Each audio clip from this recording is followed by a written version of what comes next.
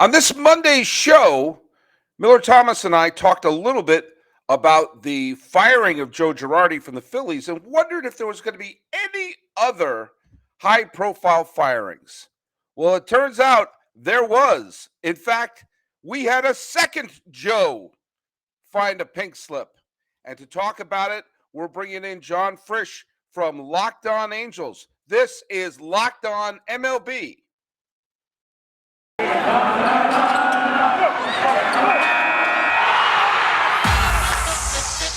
You are Locked On MLB.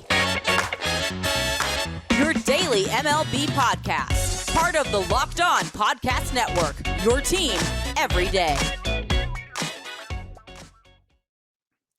Hello, baseball fans, and welcome to Locked On MLB, part of the Locked On Podcast Network. Where's your team every day? This is the podcast we talk about all of Major League Baseball. I am your host, Paul Francis Sullivan. If you look at my lower third right there, you can call me Sully. This is an emergency podcast that we are recording in the afternoon of the 7th day of June, 2022. On the 7th day of June, my true love gave to me a new manager firing, and we're going to be talking about that. Jon Frisch from Locked On Angels has some thoughts about it. Guess who it was? Joe Maddon. Got the heave and also the hoe. You can find us at Locked On MLB Pods on Twitter and on Instagram. I cough. That's how much of an emergency this is. I'm your pal Sully. I'm at Sully Baseball on Twitter, Sully Baseball Podcast on Instagram. Thanks so much for making it your first listen, as we're available on all your free podcasting catchers. So, yeah, this is this one, I'm not going to lie to you. This one surprised me. I could kind of see the Joe Girardi thing coming. And even though the Angels are going on what they call in the industry a disastrous nosedive, I didn't think this was the end. Now, I can't sing Jim Morrison because we could get in trouble with ASCAP. But what I can say is, beautiful friend, here comes Jon Frisch from Locked On Angels. Oh, let me get rid of my lower third there. There we are. Hey, what's going on, Sully? How you doing, man? I'm doing. You got your guitars going. Are we going to jam? I'm in my classroom. You're in apparently a record studio where you're laying down a track. That's right. What a difference a couple of weeks make in Angel land. No kidding, man. Ugh, I am happy that they made a change. That's my gut reaction. Yeah. Okay. For those of you who are wondering, I talked about this a little bit on the podcast that I dropped today, that in the Angels were in the middle of May. They were, I'm going to go to baseballreference.com, the single race website in the history of the planet Earth, and I'll just sort of that's right. Break this down a little bit. For the Angels were managed by Joe Maddon. At one point, the Angels were, say it with me, folks, 11 games of less than a month ago. They were 11 games above 500. They started the season 14-8. Okay? Their May was mediocre if you looked at it from above. 13-15. Not too great, but obviously still a winning record, right? And they were knocking on the door. They were tied for first place as late as May 16th. Now, if I came up to you, Jon Frisch, on May 16th, okay, and they just taken 3 out of 4 from Oakland, and they're heading off to Texas, and then 3 against Texas, 3 against Oakland, 2 more against Texas, and you say you're tied for first place, you're 11 games above 500, and in less than a month, not only will the Angels be sub 500, but Joe Maddon would be fired, and you would be fine with it. If you came up to me and yelled at me like that, I'd be scared to death. No, I'm in my classroom. This is how I talk to my kids. This is how I teach. Tough love from Professor Sully. That's right. And by the way, I wore this shirt. By the way, that just shows you gotta show the kids that you're an authority figure. That's right. That's not the point. What the hell happened? Man, I got to tell you, coming out of this losing streak, 0-12, I got to tell you, Sully, that there have been moments where Joe Maddon made decisions that cost himself his job. Yeah. And I say that by his bullpen management. I say that because of his lack of desire to change anything about the starting lineup and move guys around. I also say that because they didn't call anybody up to help. Taylor Ward got hurt and they brought up Joe Adell. They brought him up out of necessity, but they didn't call in any of the AAA or AA guys that might have made a change. I know that we're without Ward. I know that we're without Rendon, but this isn't the same story we've been saying for years. Oh, if the Angels could just stay healthy, they'd be great. Well, they were doing fine. And I think that some of his decisions could have been a 4-8 stretch. And 4-8 doesn't get you fired. 0-12 gets you fired. Yeah, I mean, there's a couple things that you saw. I talked about this on the show the other day. They lost every way you can lose. Every way you can lose. They lost 11-10. They lost 9-7. They lost 1-0. They lost 10-0. Yeah. This is a wonderful sort of Baskin and Robbins sort of 31 flavors of losing. That they've shown along the way. And like the game that happened yesterday evening, we're recording this on Tuesday. The game that happened yesterday evening, Michael Wacha, the same Michael Wacha, suddenly became Oral Hershiser circa 1988. No kidding. And not only threw a complete game shutout, but a 1-0 shutout on the road. 3 hits. That was it. 3 hits.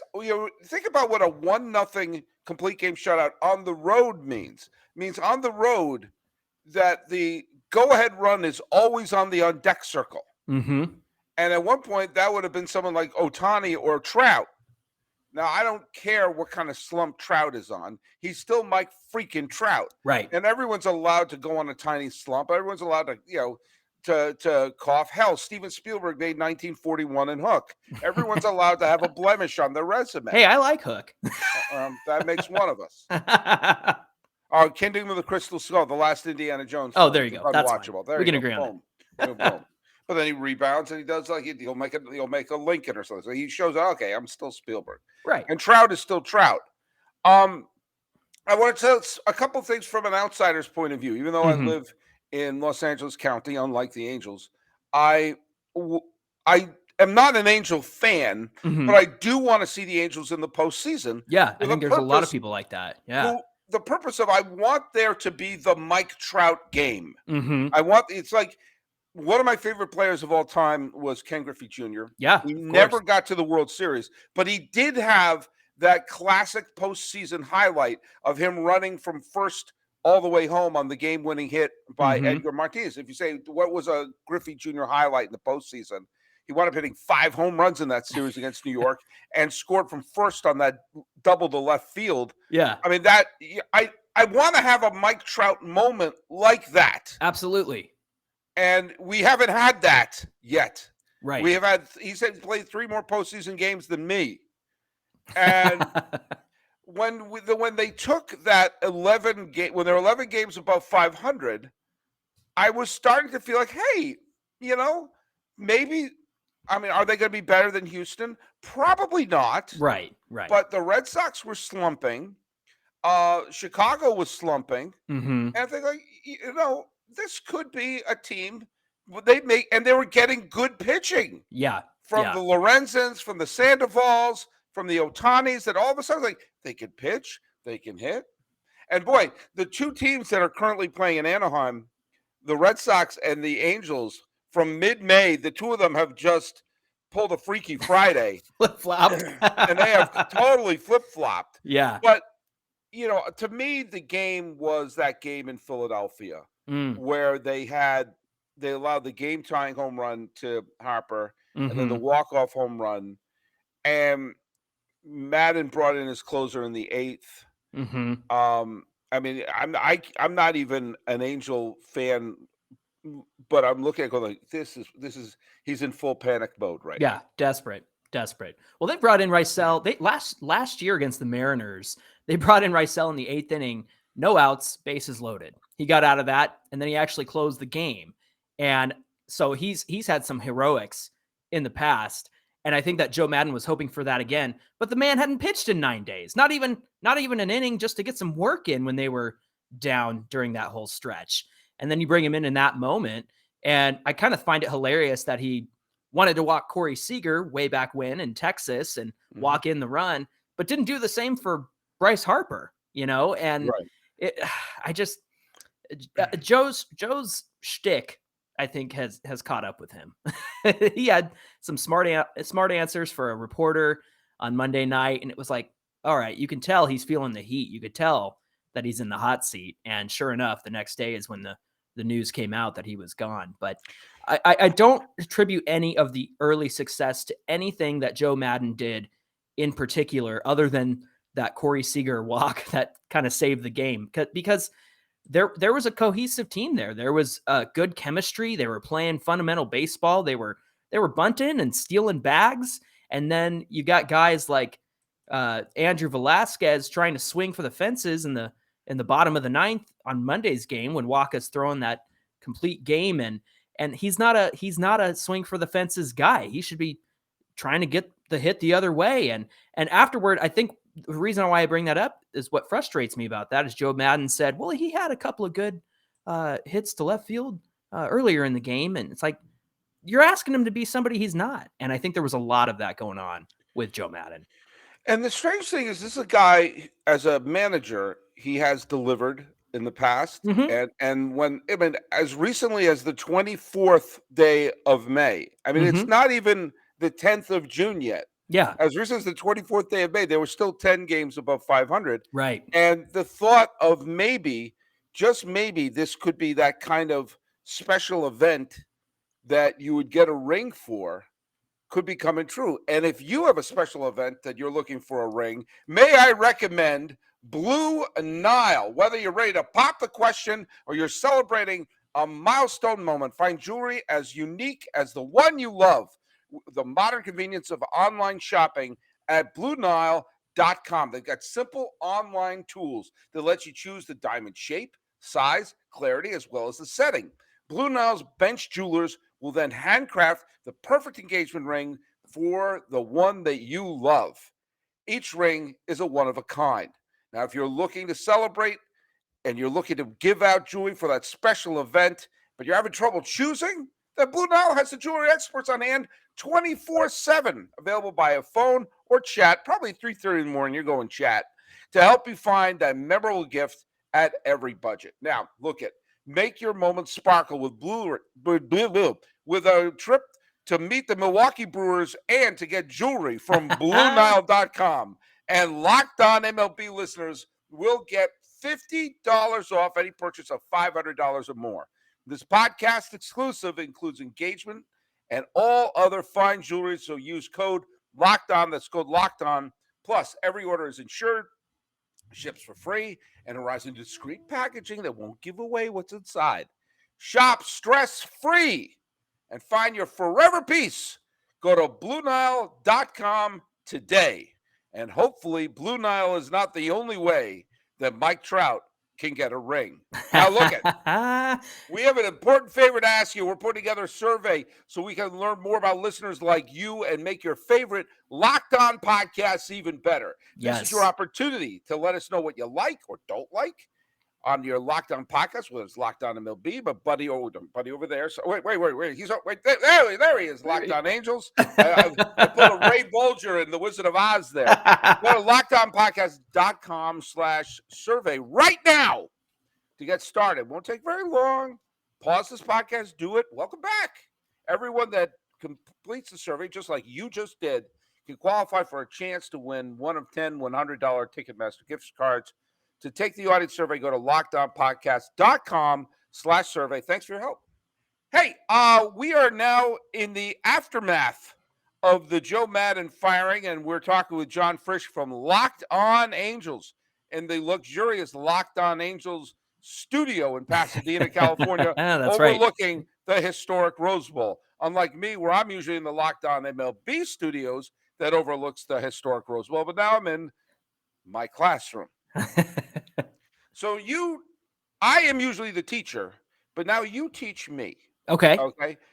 I'm it's so fast. They went from 10 games above 500 on May 24th to get him out of here on June 7th. That's not a long time. That's like 2.5 weeks. Right. And the thing that I have to point out, and I'd be remiss if I didn't point it out, is that yes, this was a grotesque streak. As we said, whatever kind of way you like to see your team lose, they did it all. Okay. That being said, they're only 2 games out of a playoff spot at this point. And they've had significant injuries to the team. And look, it's not super early in the season. We're past the 1/3 mark, but there's still a little less than 2/3 of the season in front of you. Yeah. And the American League, there is no juggernaut in the American League. I don't even think the Yankees are on pace to win 100 and something games. I don't think they're going to. They very well might. They'd be like Tampa Bay did last year. And I think the Yankees are playing better than everybody else right now.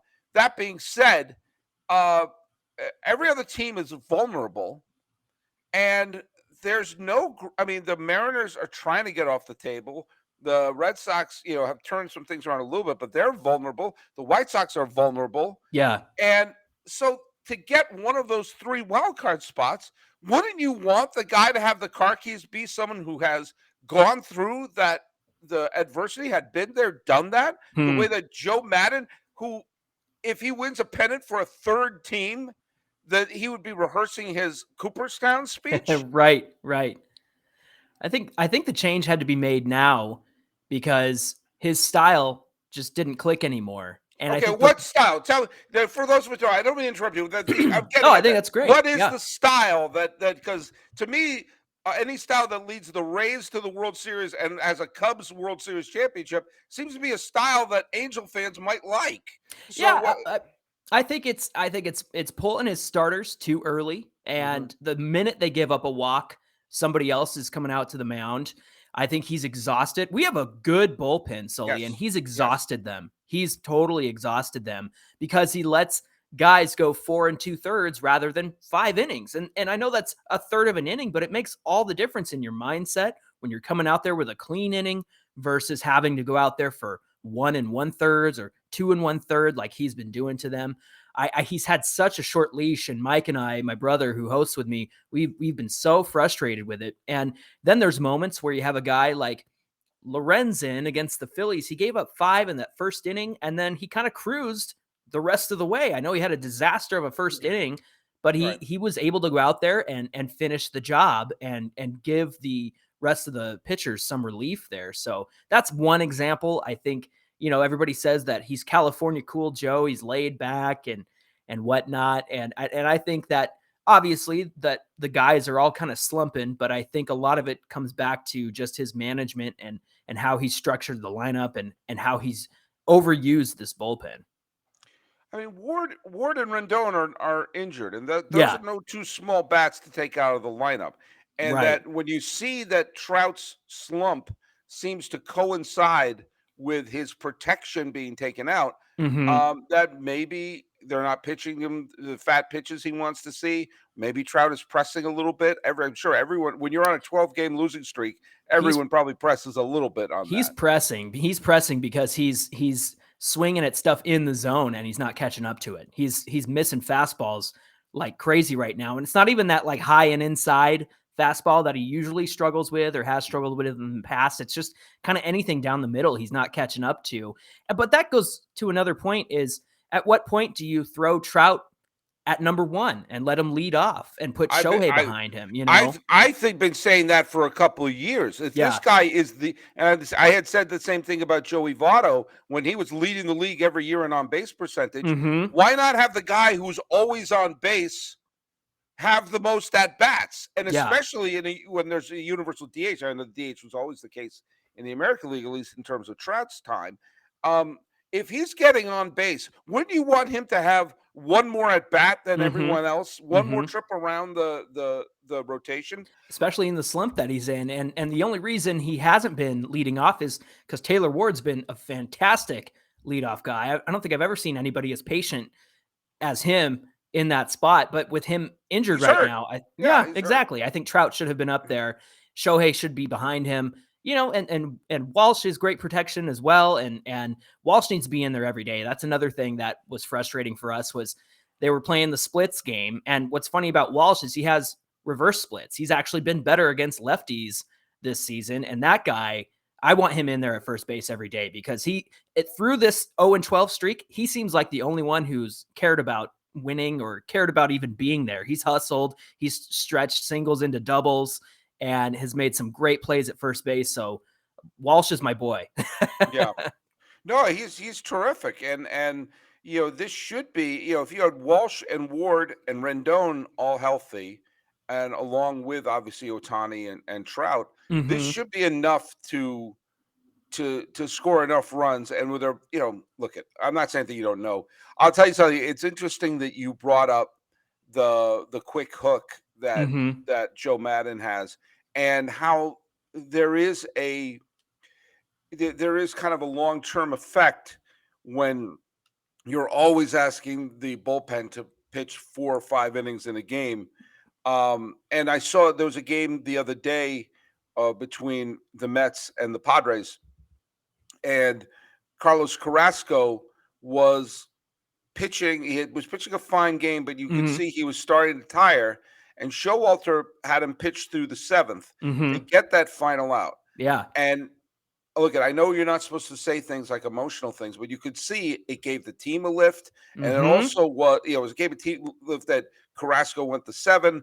It also meant the bullpen. Now, oddly, the bullpen did not pitch well in the 8th. They let up a couple of runs, and then the Mets tacked on a bunch. But coming in with a clean inning, as opposed to all right, well, pulling the Snell yes, in the World Series. I was at a game. I think it was last year. Yeah, because it must have been last year because the year before was the COVID year. Yeah, I was a game between Seattle and Anaheim down at the Big A, and I almost ran on the field and fired Maddon during this game. What happened? Because and I actually I'm going to be tongue in cheek right now, except that I'm 100% serious. Right. This was the pitcher was pitching. There was 2 outs and nobody on base. Okay. Now let's talk about pace of play. 2 outs, nobody on. Coming to the plate was Jared Kelenic, who is a big prospect with the Mets. Came over to Seattle in the Robinson Cano deal. At the time, his OPS, I think, was negative. He somehow found a way to have a negative OPS. He was having a hard time. He was having a hard time hitting anybody. Right. In fact, when he came up, I thought, oh, Jesus, why is the Mariners pitcher batting right now? I said, oh, wait, no, it's Jared Kelenic. Now, who was a talented player, hasn't quite made it in the major leagues. His average, if I'm not mistaken, was below 170. Yeah. Now, I know batting average isn't the end-all, be-all, but it was below 170. Okay? Right. And there was, I said, this was like the 6th or 7th inning. There were 2 outs, nobody on, and Joe Maddon came out to make a pitching change. Classic Joe. And, of course, what does that do? You stop the game. Right. Joe comes up, says, attaboy, baby. Cancel the ball. The guy strolls in from the bullpen. He hands the ball, so get this guy out. He's a 170 hitter. He throws his pitches, warms up, comes back. Kelenic grounded out. Yeah. And then everyone runs off. It was like, really? If I were the pitcher going, I think I could get him, Skip. Do you have any trust in me? I could get a 170 hitter out. Throw the righty lefty matchup out the window and let me go after this guy. And I remember I think I said on the Lockdown episode that I recorded for the Big A that day, which was I think that if there's 2 outs and nobody on base, and you make a pitching change, you lose a draft pick. That's all there is to it. You lose a draft pick. There you go. The highest draft pick you have, gone. No, you lose it. No one gets it. We just skip your turn. Right. We just skip your turn. Well, look, I watched Sosa for years leave guys out there too long, and we begged him, please, Joe, come get your starter. Some of social pitchers are still on the mound. Yeah, exactly. And now we've experienced the opposite effect where it's like, give these guys a chance, Joe. So, yeah, I mean, I think early June, I think if you're going to make a change, they got to do it now and get some cohesiveness back together. Because like you said, they're only like a half game or a game behind the Red Sox for a third wild card spot. And so let me say, like, when we came into the season, I was hopeful because of that third spot that we could get a wild card spot. And a lot of people pegged the Angels 82 and 80, right? And I'm obviously a fan, and I'm an optimist, and I always want to root for my team and believe the best for them. They got off to this hot start and kind of surprised everybody. And for them to tank so badly, I think, follow me if you will, takes the pressure off to live up to that hype, to live up to those expectations of we're as good as the Dodgers, we're as good as the Astros, and hopefully they can kind of reset and just get back to what they were doing. And that pressure to be the team that everyone was surprised that they were being is gone. And I don't know, just go out there and compete again like you guys were doing. Don't have to live up to these expectations or lack of expectations. It's a good team. It's a better team than I always say. When we were hopeful in past years, we had Danny Espinosa playing second base, right? Like that was a year that I was hopeful as a naive Angel fan. And this year it's felt a lot better with who we've been able to put on the field. And we've had some surprises like Taylor Ward. That's one thing I will give Joe Maddon credit for. He said from the very beginning, Taylor Ward is my guy. And Maddon's done that throughout his career. He picks a guy and rolls with him as long as he can. And that's one thing I will give him credit for, is giving Taylor Ward an opportunity, and he's really shown because of that. And I think one thing the Angels have to do moving forward, and this could, whether Phil Nevin continues there, I've been screaming at the top of my lungs for some of Bruce Bochy's lieutenants to get some jobs as a manager, because they only were on the coaching staff of 3 World Series titles in 5 years. So you would think the likes of Ron Wodas, Roberto Kelly, Hensley Mullins would get a shot. Yeah, no if kidding. nothing else, a shot. But they have to find ways to get healthy. Mm-hmm. And one of the ways that I get healthy is I use Athletic Greens. Look at that. Let me tell you something. I didn't always have time to take care of myself. I wanted better gut health. Who doesn't? I wanted more energy. I want to boost my immune system, because I don't know if you know this has been a bad couple of years for people who had bad immune systems. Well, guess what? I love Athletic Greens, and it's simple. If you want to include all the vitamins but don't want to have all the pills to line up and take care of everything, you get yourself some Athletic Greens, you mix it up, it tastes great. And if they have any lifestyle you've got, paleo, keto, vegan, Angel fan, whatever it is, it works fine for you. And it contains less than 1 gram of sugar, no GMOs, no nasty chemicals.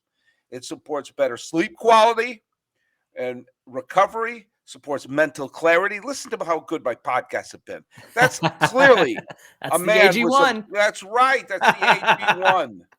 And it's the one thing. It's one thing with the best. It's Athletic Greens uses the best of the best products based on the latest science, with constant product iterations and third-party testing. It costs you less than $3 a day. If you're investing in your health, it's cheaper than your cold brew habit. Huh? That's me. That's right. It's cheaper than going to Krispy Kremes. Huh? And it's cheaper than getting all the different supplements. You're investing in an all-in-one nutritional insurance.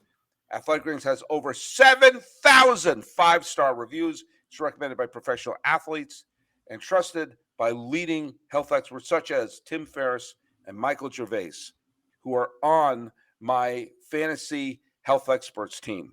I have both of them right now. So, tell you what, right now it's time to reclaim your health and arm your immune system with convenient daily nutrition. It's just 1 scoop and a cup of water every day. That's it. No need for a million different pills and supplements to look out for your health. Make it easy. Athletic Greens is going to give you a free 1-year supply of immune-supporting vitamin D and 5 free travel packs with your first purchase. All you have to do is visit athleticgreens.com/MLB network. Again, that is athleticgreens.com/MLB network to take ownership over your health and pick up the ultimate daily nutritional insurance. We are Well here with done. We're here. Thank you very much. You would think we'd have Athletic Greens with Locked On A's too, because you got the Athletics. You got the Greens, you got that, there huh? you go. But we're not talking about the A's. We're talking Angels here. That's right. That's right. I got an A in my hat. How about that? Now we're talking. Yeah. So Phil Nevin has taken over at least the interim. It's going to be interesting to see how they respond. Yeah. The Phillies responded with the firing of Joe Girardi by going on a big win streak, but then again, it was against us. It was against the Angels.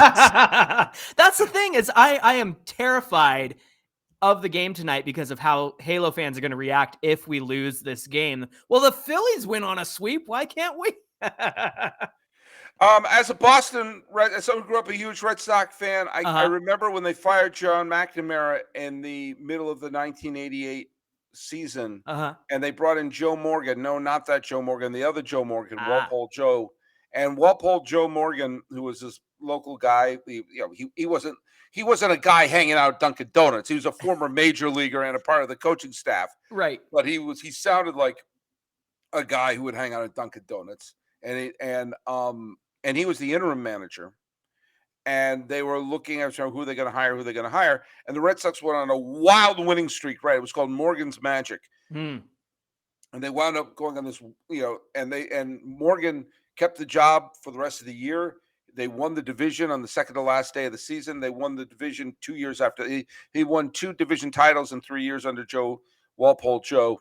And you see sometimes that happen. I mean, the greatest example is probably when the Marlins fired Jeff Torborg in the middle of the 2003 season and brought back the late Jack McKeon to manage. And was that 03 or 97? That was 03. Jim Leland was the manager in 97. Got it. But they kind of, sometimes you see a team respond to this. Another example is I called him Jimmy Williams because he spelled it Jimy.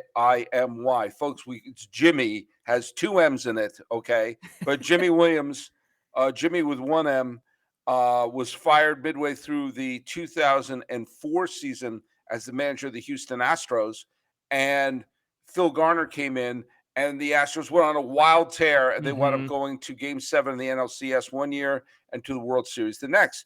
There are examples of teams responding to a managerial switch. Yeah. On the other hand, there have also been instances of teams going on a tailspin. Sure. Like the aforementioned Jimmy Williams, when he was fired by the Red Sox in 2001, Joe Kerrigan was put in his place.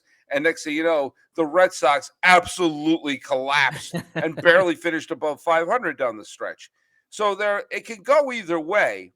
What do we know about Phil? I mean, I know who Phil Nevin is. He's the guy who waved home the runner.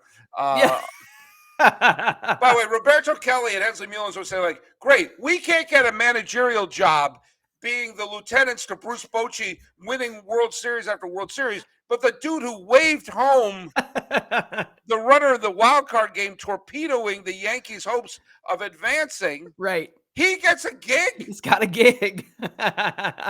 Well, listen, he's the only one on this team that has any semblance of managerial experience. He was the AAA manager for the Tigers for a few years. He got the Diamondbacks AAA team, the best record they ever had in 2014. And I like that he was part of that Yankee culture. And I think that he is he's a stern voice that I think can get these guys in the right shape.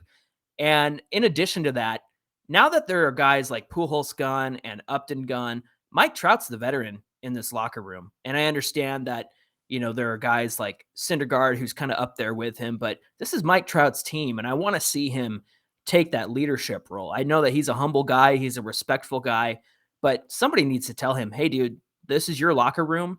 You need to dictate the culture here. You need to dictate the energy here.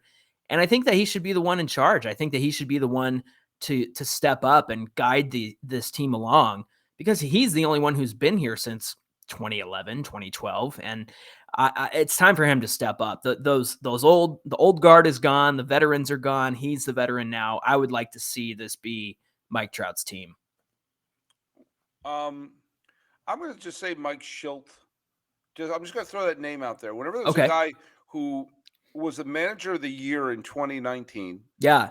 Last year, they went on a wild September where they got to the wild card game and damn nearly won the wild card game against Los Angeles. Yeah. And suddenly got fired. Right. Due to philosophical differences.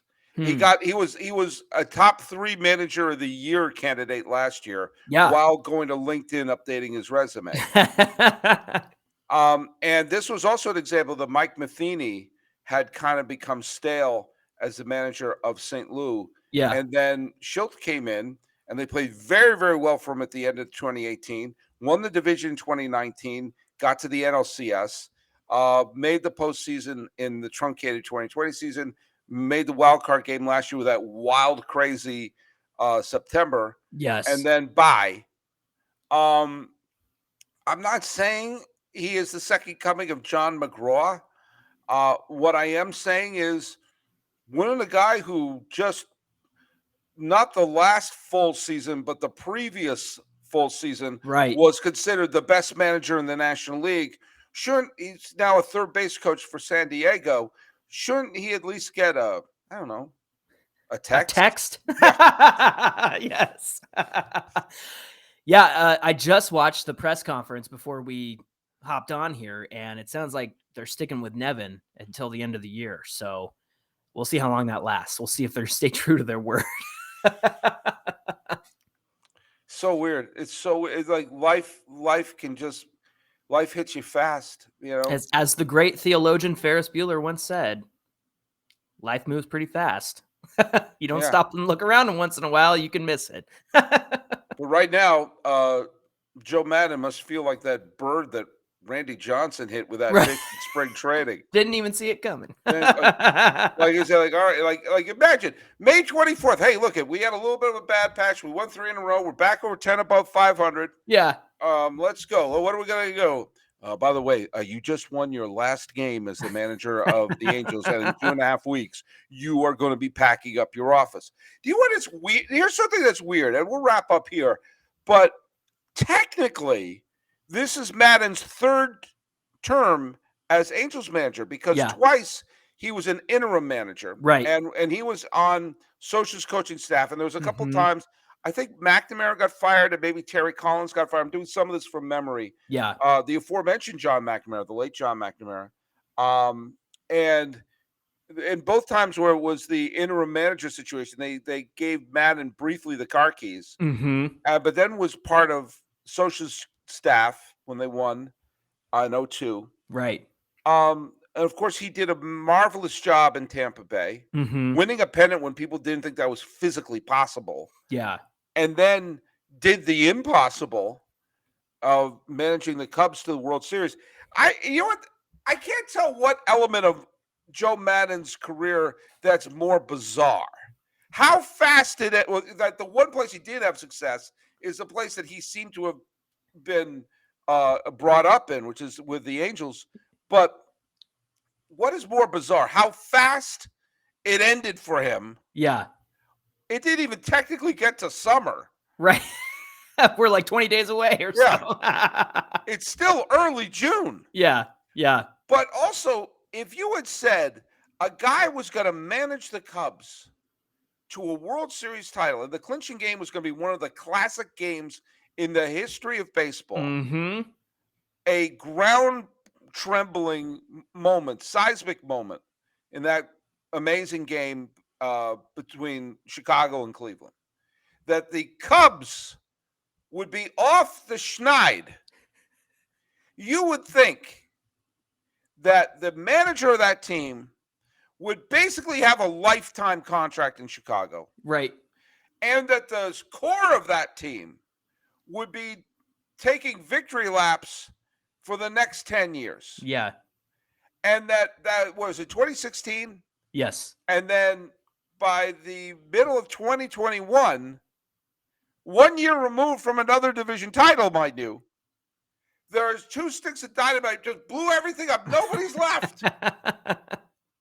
Nobody's left, which is why I know a lot of people gave Chris Bryant grief for signing with Colorado. I didn't. Yeah. He should have been a Cub forever. He was the Right. MVP of that season.